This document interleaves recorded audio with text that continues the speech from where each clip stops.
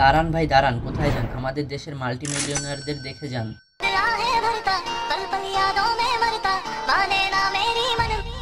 এরা হলো আমাদের দেশের ভবিষ্যৎ। এরা হলো বাইনারি ট্রেডার। তারা খেতে বসে ইনকাম করে $10,000, এরা হাঁক দিয়ে বসে ইনকাম করে $20,000, এরা ঘুমাইতে ঘুমাইতে মিলিয়ন্স অফ ডলার ইনকাম করে। তাহলে ভাই বাংলাদেশে এত ঋণ কেন? তোরা সেই ঋণ পরিশোধ কর। জানি তোরা পারবি না, কারণ তোরা বাপের জমি বেচার টাকা ক্যামেরার সামনে রাখা নিজের ট্রেডার দাবি করো।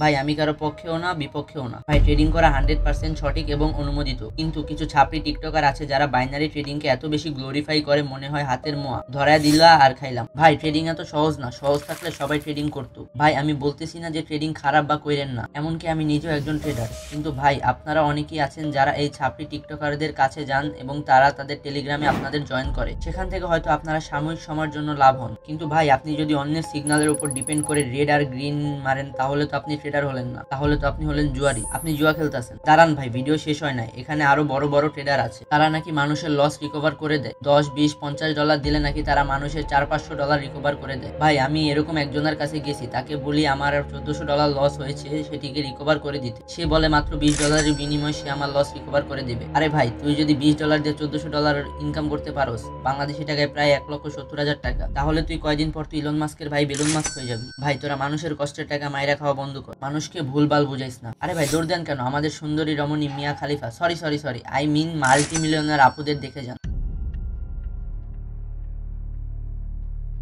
তারা কিন্তু জুয়ারি না, তারা হলো জুয়াখোর। ভাই এইসব টেলিগ্রাম গ্রুপে যায় মারা খাওয়ার কোনো দরকার নাই। নিজের টাকা নিজে ট্রেড করেন, প্রয়োজনে লস করেন, সেই লস থেকে শিখবেন, লার্ন করবেন, কেন লস করলেন আইডেন্টিফাই করেন, তাহলে আপনি হবেন সফল ট্রেডার। আচ্ছা ভাই এখন আপনারা যাইতে পারেন। আজকের ভিডিও এই পর্যন্ত, দেখা হচ্ছে পরবর্তী ভিডিওতে।